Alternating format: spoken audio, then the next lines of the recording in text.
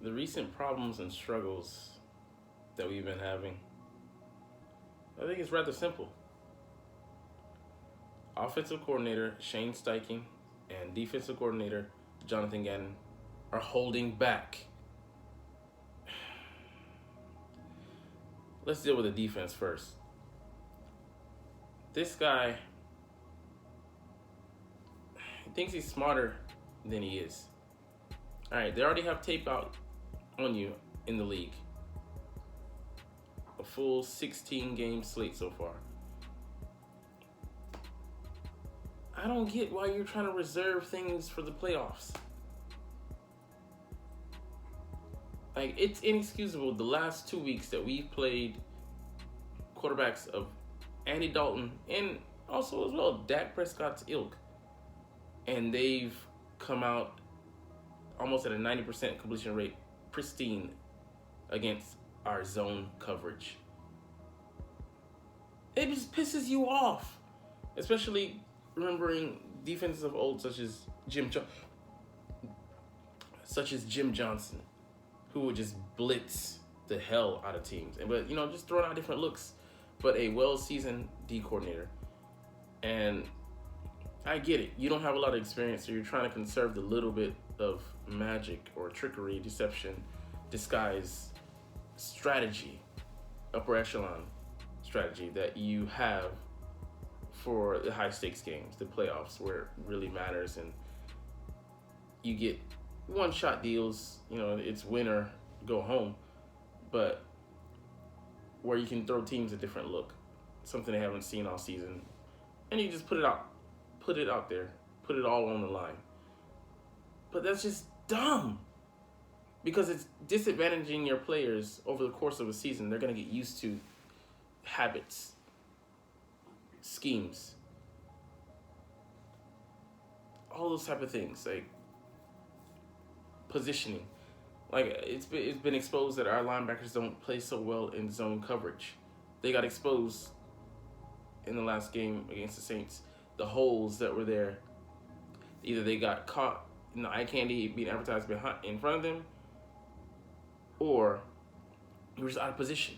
Like in the off front, the 5-2 front we have, where our middle linebacker, 57, TJ Edwards, just gives it away too easily. That, okay, I'm lining up in this position, and I'm just gonna play it vanilla. We don't need to play things vanilla. Put a man on a man. Like, when I saw the Saints doing, I was so envious, because I'm like, they're doing what I want us to employ. Man coverage, just straight up, across the board, and just hat on hat. Like, the guy lining up across AJ was inferior to him. He could beat that man. But we didn't challenge, and let me get to that later, offense. But just speaking from the defensive vantage point, he's not better than AJ. We all would agree to that. But he played him tight. When you play anybody tight in the league, it leaves less of a window for them to get the ball into. You need, a certain amount of separation, or you ideally want a certain amount of separation in the league to pass the ball to the receivers to have a high percentage of completion. And that's not going to be there all the time. They know that. But, like, the more you challenge those guys, and we didn't adjust to it as well, but, like, you give them less space to operate in. And we didn't do any of that. We were playing 6 or 7 yards off. I saw this is a play that threw me for a loop, and I just was like, I'm done. But Taysom Hill comes out to the wing, comes out to Darius Slay's side, and Darius Slay honors and respects him by giving him 6 to 7 yards of cushion. And I'm like,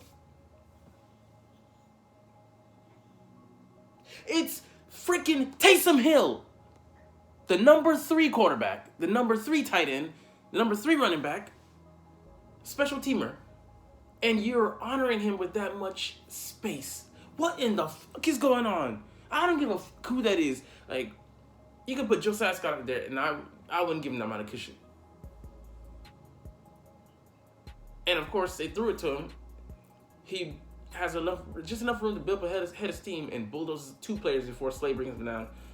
But Slay is laughing on the play because he's like, I can't believe that And this guy here, he's challenging us, but you put him in that mind frame.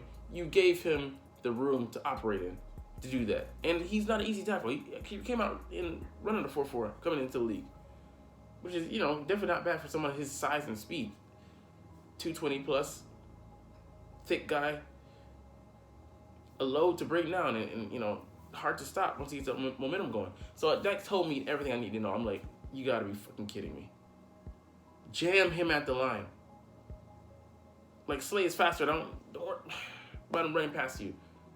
Just give him a challenge. But Johnathan Gannon, like I said, he's not going to change things. He wants to give them a vanilla look before throwing it into gear in the playoffs. And that is the wrong mindset to have. And, like, the last game as well. Olave could have done as well. Maybe he did, but give him the shadow treatment. CeeDee Lamb, he should have been given the shadow treatment. The shadow special. They're saying Sonic, but yeah. Throw them knuckles on him. I mean, it's just ridiculous. Like, we did it already with Justin Jefferson, and the Packers employed that with Jair. Shut him down. So, that's out there, but we put that out on tape first.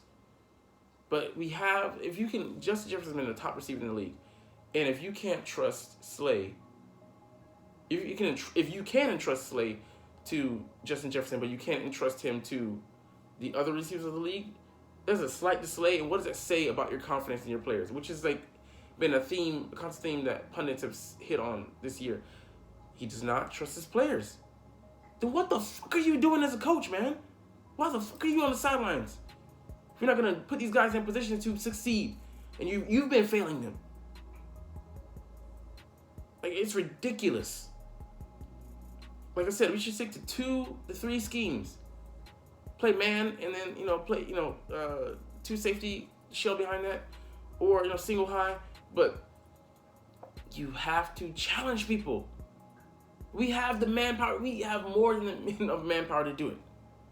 We have 2 solid upper echelon cover corners in the league, and we are not making use of their talents. Right now, we're doing what every coach with an airhead does coming into the league, or that's in the league. We are trying to make players fit the scheme instead of tailor making the scheme to fit your players.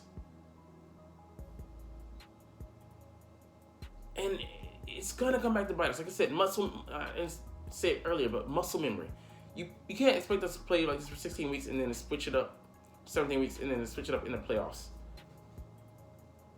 Unless we've been secretly playing this scheme the whole time.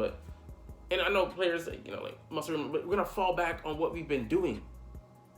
Practice makes perfect. Makes permanent. And what you put out there is what you're gonna end up doing. Your own body's gonna betray you because that's what you've been practicing, and that's gonna come back to get us. But yeah, he's been vanilla as hell. But switching to the offensive side, Shane Steichen as well. You trying to conserve running backs? I get it. Miles is hurt, whatever. Bring up Trey Sermon. If you at least give him an opportunity, a chance to showcase himself, to put himself out there, and try it out in the scheme. The 1 week he did play, I think it might have been, I forget who he played against, but he had 17 yards on 4 carries or something like that. But it was positive. It's like a 4.1, a 4.2 clip average. And then we just don't play him for the rest of the fucking year. I mean, you could use a short yardage back to shave some years off of some wear and tear off of Jalen Hurts' body, but also to give different looks to defense as well as have somebody for that short down and distance instead of using and abusing our quarterback like that. I even suggest the last video putting the hybrid tight end Tyreek Jackson in that role, since he is a former quarterback. Run plays off of that. You can make it multiple. But yeah, like in the conservativeness that which they've displayed in not just the past 2 weeks, but leading for a little bit of a stretch here. It's been annoying as to look at. Putting players in positions to succeed and in positions to fail. Gardner wasn't put in a position to succeed, as well as Quez, putting him in positions he shouldn't be in. We should be targeting AJ or should be targeting Smitty, the Slim Reaper, in those positions instead of putting Quez in. Like, he had to pass a route, the comeback in Saints game. Why put Quez there where he's not as physical as those two guys? He's our speed guy. Get him down the field. Get him looks. We didn't even challenge down the field. So it's just like we got conservative. We were purposely playing with one hand behind our back, trying to beat these people, trying to beat these guys, and it's disgusting to see, knowing that we have the manpower, the wherewithal, the grit, and the players, the schemes to do it. Especially the O-line. Like, our O-line should have been out there grinding, leaning on people, pushing on people, bowling people over in the run game, balanced attack. But we're throwing to set up the run, which is just stupid. Like, so, it's unbelievable looking at the degradation that we've suffered over the past couple of weeks.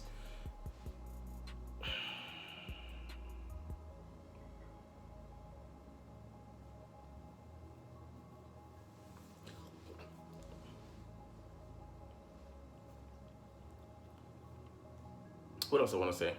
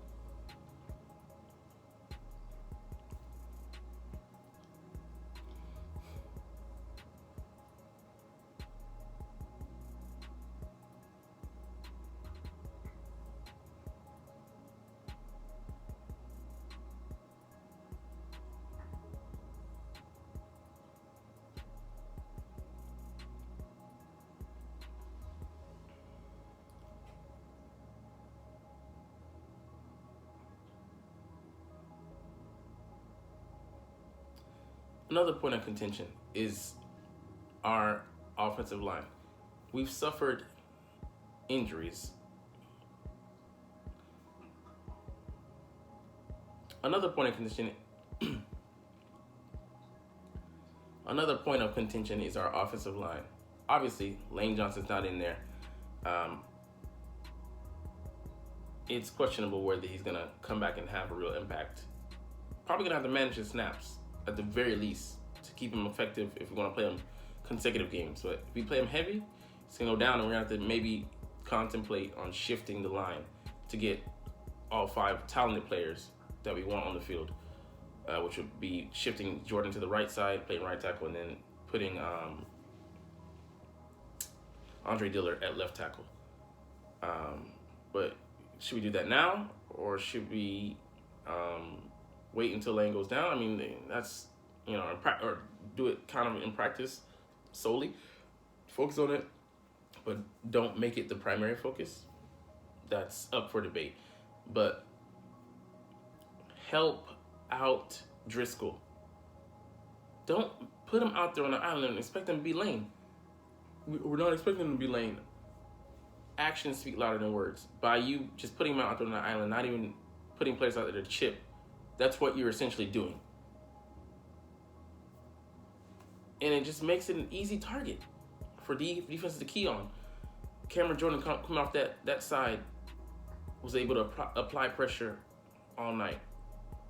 As well as other people, linebackers as well. That first play from scrimmage for us ended up in a sack. Like, you have to, like I said earlier, put your players in positions to be successful, to succeed. And yeah, Driscoll can get better, modicum of an amount, but get better with practice. But you just putting him out there, that doesn't inspire hope in the young man. It's just despair. You're leaving him out there to dry. So if that's going to be the case, then make the shift to putting Andre Dillard on the field on the left side and then Jordan on the right side. It'll be an adjustment period, but that'd be better than doing what we're doing now, the status quo. But like I said, I feel like they're just being arrogant enough to like, oh, things will just work themselves out. And it sounds asinine to say that, but we're looking at the way you move, not what you say. Because you can speak all this mumbo jumbo wizardry, try to bamboozle us, but we see what you're doing, and we see what you're not doing. The inaction speaks loud as well.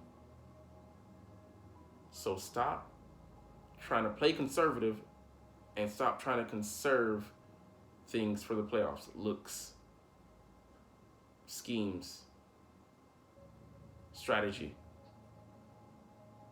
Because if it comes back to bite us, mark my words, Philadelphia will be pissed. Like, comment, share, and subscribe if you like. Thanks for watching. Check me out at Cintron, Cintron Anime, Cintron Life, or Cintron Laughs, or other social media.